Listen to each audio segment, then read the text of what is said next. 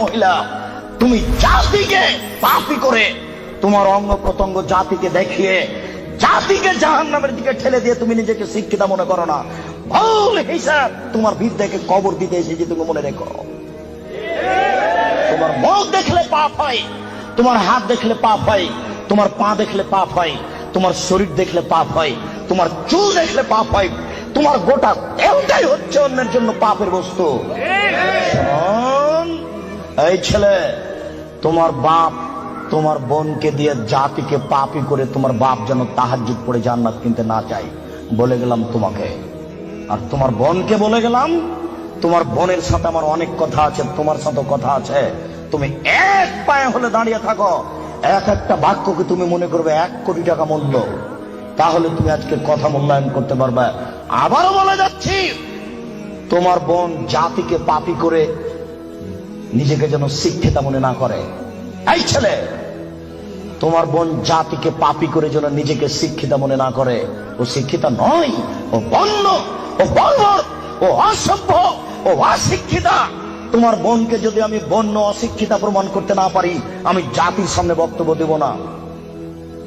তোমাকে বক্তব্যের সূচনাতে আর একটা কথা বলে যাচ্ছি, শোনো। আবু হুরায়রা রাদিয়াল্লাহু তাআলা আনহু বলেন, সিনফানে মিন উম্মতি ফিন্নার, আমার উম্মতের 2 শ্রেণীর মানুষ জাহান্নামে যাবে, লা মারাহুমা, আমি তাদের দেখিনি। আবার শোনো সম্মানিত মুরব্বী, একটু দেখুন, আল্লাহ নবী বলছেন আমার 2 শ্রেণীর মানুষ জাহান্নামে যাবে, আমি তাদের দেখিনি। আমার উম্মতের 2 শ্রেণীর মানুষ জাহান্নামে যাবে, আমি তাদের দেখিনি। আমার উম্মতের 2 শ্রেণীর মানুষ জাহান্নামে যাবে, আমি তাদের দেখিনি। তার 1 শ্রেণীর মানুষ তুমি, আর 1 শ্রেণীর মানুষ তোমার বোন। তোমার বাপকে প্রথমে নাকচ করেছি, প্রথমে বলেছি 3 শ্রেণীর মানুষ জান্নাতে যাবে না, মনে আছে কি? 3 শ্রেণীর মানুষ জান্নাতে যাবে না, তার মধ্যে তোমার বাপ আছে। এবার তোমাকে নাকচ করছি, তারপরে তোমার বোনকে নাকচ করার পরে আলোচনা করব। শুনুন, রাসূল সাল্লাল্লাহু আলাইহি ওয়াসাল্লাম বলেন, আমার উম্মতের 1 শ্রেণীর মানুষ হবে মাহুম সিয়াতুন, তাদের হাতে থাকবে লাঠি, কাজনাবিল বাকারে, গাভীর লেজের মতো। আমার উম্মতের 1 শ্রেণীর মানুষ হবে, তাদের হাতে থাকবে লাঠি গাভীর লেজের মতো। গাভীর লেজের মতো মানে একদিক মোটা একদিক চিকন। গাভীর লেজের মতো মানে একদিক মোটা একদিক চিকন। আমার উম্মতের 1 শ্রেণীর মানুষ হবে, তাদের হাতে থাকবে লাঠি গাভীর লেজের মতো, এজরে মুনাবিহা, তারা তা দিয়ে মানুষকে মারবে। এই ছেলে, তুমি ঢাকা বিশ্ববিদ্যালয়ে ভর্তি হয়েছো, তোমাকে দেখছি তুমি লাঠি নিয়ে ছুটে যাচ্ছ, তোমার আগে আগে কিছু লোক পালিয়ে চলে যাচ্ছে, তোমার হাতে লাঠি কাপুরুষ। তুমি এখানে কি বিদ্যা শিক্ষা অর্জন করতে এসেছো? তুমি চোর, তুমি ডাকাত, তুমি শয়তান, তোমার ভিতরে কি বিদ্যা রয়েছে? তোমাকে যদি আমি মূর্খ প্রমাণ করতে না পারি, আমি জাতির সামনে বক্তব্য দেব না। তোমার হাতের কাল লাঠি, তুমি বলো। তুমি এসেছো চাঁপাইনবাবগঞ্জ থেকে পড়াশোনার জন্য, তোমার হাতে কেন লাঠি? কি দেখাতে চেয়েছো তুমি? বলো কি তুমি, তোমার হাতে কেন লাঠি? তুমি মানুষকে মারো দিন রাত, তোমাকে দেখতে পাচ্ছি পেপার পত্রিকায়। শোনো, মুহাম্মদ সাল্লাল্লাহু আলাইহি ওয়াসাল্লাম বলেছেন তুমি জাহান্নামী মুসলিম। মুসলিম মানে আম গাছে জাম ধরতে পারে, ধরে না, অমাবস্যার রাতে চাঁদ উঠতে পারে, উঠে না, সুঁয়ের ছিদ্র দিয়ে লাঙ্গলের ফাল ঢুকতে পারে, ঢোকে না, সুঁয়ের ছিদ্র দিয়ে লাঙ্গলের ফাল ঢুকে যেতে পারে, আম গাছে জাম ধরে যেতে পারে, অমাবস্যার রাতে চাঁদ উঠে যেতে পারে, এগুলো ঘটে যেতে পারে। যেই কথা বলছি সেই কথাতে সন্দেহ আছে বলে কিয়ামত পর্যন্ত চেষ্টা করলে সরিষা ঢোকানো যাবে না। যা বলছি তাই থাকবে, তার নাম মুসলিম। তোমার হাতে কেন লাঠি? তুমি জাহান্নামী। এই কথা মুহাম্মদ সাল্লাল্লাহু আলাইহি ওয়াসাল্লাম 1450 বছর পূর্বে বলেছেন। তোমার কথা শেষ করলাম, এবার তোমার বোন।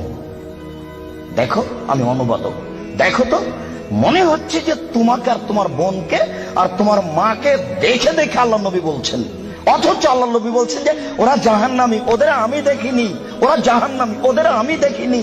ওরা জাহান্নামী, ওদের আমি দেখিনি। 2 নিসাউন, মহিলা, কাছে এতন, কাপড় পরে থাকবে, আর এতন উলঙ্গ। দেখো তো তোমার বোনের সাথে মিল খাই কিনা। আমি আবার অনুবাদ করি, নিসাউন, মহিলা, কাছে এতন, কাপড় পরে থাকে, আর এতন উলঙ্গ। কাপড় পরে উলঙ্গ হয়, এ কথা মুহাম্মদ সাল্লাল্লাহু আলাইহি ওয়াসাল্লাম বলছেন। তুমি এখন বুঝো সেটা কেমন। তুমি দেখতে পাও না, একটু আগে সূচনাতে বললাম, তোমার বোনের গেঞ্জি জাতীয় পায়জামাটা তুমি দেখো না, তোমার বাপ দেখে না। বাপ বেটা কি লজ্জা বেঁচে খেয়েছ? তোমার বোন কি লজ্জা বেঁচে খেয়েছে? শোনো, তাহাজ্জুদের নাম ঈমান নয়। শোনো, হজের নাম ঈমান নয়, লজ্জার নাম ঈমান। আল্লাহ রাসূল বলছেন, আলা হায়া মিনাল ঈমান ওয়াল ঈমান ফিল জান্নাহ। লজ্জাই হচ্ছে ঈমান, ঈমানই হচ্ছে জান্নাত। লজ্জাই হচ্ছে ঈমান, ঈমানই হচ্ছে জান্নাত। লজ্জাই হচ্ছে ঈমান, ঈমানই হচ্ছে জান্নাত। লজ্জা নেই যার, ঈমান নেই তার। লজ্জা নেই যার, ঈমান নেই তার। ঈমান নেই যার, জান্নাত নেই তার। ঈমান নেই যার, জান্নাত নেই তার। ঈমান নেই যার, জান্নাত নেই তার। লজ্জা নেই যার, ঈমান নেই তার। আমি অনুবাদক। 1450 বছর পূর্বে মুহাম্মদ সাল্লাল্লাহু আলাইহি ওয়াসাল্লাম কথা বলেছেন। এই ছেলে, তুমি তো তাফসির মাহফিল দিন রাত শুনে শুনে, আর ওই কণ্ঠ শুনে কি যে বলছে হুজুর, খালি বলে চলে যাচ্ছে কণ্ঠ শুনে, কেউ কিছু বুঝতে পারি না। 3 ঘন্টা তাফসির করার পরে হুজুর বলছেন যে এই আয়াতের তাফসির করতে আরো 2 দিন লাগবে। তারপরে বাড়ি যাওয়ার সময় সবাই বলছে বাপের বেটা আছে, বলতে পারে। বললো কি? বললো জি, সেই তো কি যে বললো। আমি কিন্তু রাজশাহী চাঁপাইনবাবগঞ্জের মানুষ, আমার দন্তাস তালে বসা, তালে বসা, তালে বসা। কাজে আপনি খুব ভদ্রতা বজায় রেখে একটু 19-20 হলেও আপনি বুঝার চেষ্টা করবেন। তবে আমি প্রাণপণে চেষ্টা করছি আপনাকে বুঝানোর জন্য। আমি আপনার কিছু না কিছু উপকার করবই করবো ইনশাআল্লাহ। আপনি খালি একটু ধৈর্য ধারণ করুন। ইচ্ছা করলেই সময় বের করা যায় না। 5 মাস থেকে এই সময়টা ঠিক করা হয়েছে, তবু কত ঠেলা ঠেলি, এই দিনের উপরে যে কত আঘাত আসলো, তারপরও চলে এসেছিল। তার মানে এটা তাকদীর। একটু মূল্যায়ন করেন, কাজ তো আপনার অনেক আছে। এই ছেলে, ওই যে 5 তলা বাড়িতে, ওই যে ওরা স্বামী স্ত্রী এখন পতিতালয়ের মেয়েকে নিয়ে বসে আছে টিভিতে, তো তুমি আর আমি ঠেকাতে পারছি? কি ঠেকানোর আছে? তুমিও যাও, যা বসে থাকো, কিছু করার নেই। এসেছ, একটু ধৈর্য ধারণ করো। গল্প করবো না, নড়াচড়া করবো না, দোকান বন্ধ করো। ইচ্ছা করলে সময় বের করা যায় না। একটু ধৈর্য ধারণ করো। জীবনে কিছু করার চেষ্টা করো। তুমি মানুষ, বিচারের মাঠে পশুর বিচার হবে না। আব্দুর রাজ্জাক সাহেব বলেছেন, মানুষের তো বিচার হবে হবে, পশু প্রাণীরও বিচার হবে। পশু প্রাণীর বিচার মানে ওখানেই শেষ।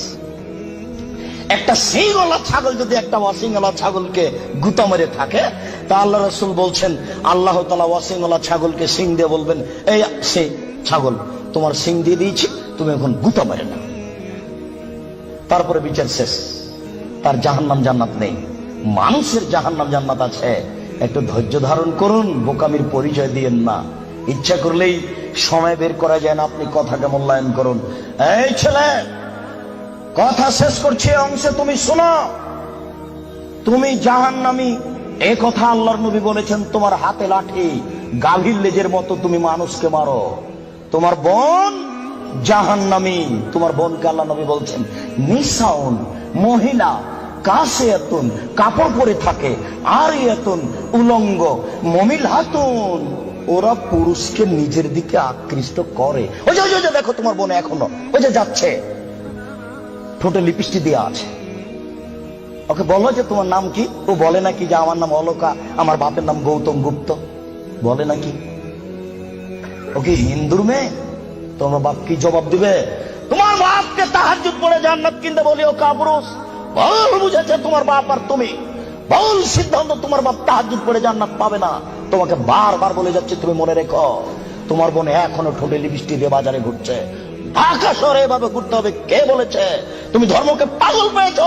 তোমার বাপের তাহাজ্জুদকে তুমি তুলে রাখো, তোমার মায়ের কোরআন তেলাওয়াতকে তুলে রাখো, তোমার বোনের বিদ্যাকে কবর দিতে এসেছে, তুমি মনে রেখো। শোনো, তোমার বোন মানুষকে নিজের দিকে আকৃষ্ট করে। মাইলাতুন, সে নিজেও পুরুষের দিকে আকৃষ্ট হয়। বাড়িতে ছিল, ভালোই ছিল, বাজারে বের হয়েছে বিকাল 3টায়, রাত 9টায় যাবে। হাঁটার সময় কেন জানি কেমন কেমন করে, কেন জানি আনছান আনছান করে। একবার ডান দিকে যায়, একবার বাম দিকে যায়, একবার মাথার চুল নাড়ে, একবার হাত হিলাই, কেন জানি কেমন কেমন করে, কেন জানি আনছান আনছান করে। আল্লাহ নবী বলছেন ও নিজে পুরুষের দিকে আকৃষ্ট হয়েছে, লায়াত খোলা জান্নাত, ও জান্নাতে যাবে না, ও জান্নাতে যাবে না, ও তো জান্নাতে যাবে না, যাবেই না। ওয়ালা ইয়াজিদনা রিহা, সে জান্নাতের গন্ধ পাবে না। হয় না রিহা তুজাদু মিন মাসিরাতি কাদা ওয়া কাদা, এই জান্নাতের গন্ধ পাওয়া যায় 1 বছরের দূরত্ব পথ থেকে। এটা জান্নাত। এখানে একটা দ্রুতগামী ঘোড়া দৌড়াতে আরম্ভ করেছে, 1 বছর দৌড়িয়ে যত পথ যাবে, ওই পথের মাথাতে যদি কেউ দাঁড়াই তাহলে ও জান্নাতের গন্ধ পাবে। তোমার বোন জান্নাতে তো যাবে না, যাবেই না, জান্নাতের গন্ধও পাবে না। বলে রাখলাম। هل لك سر عند الله بينك أنت وبين الله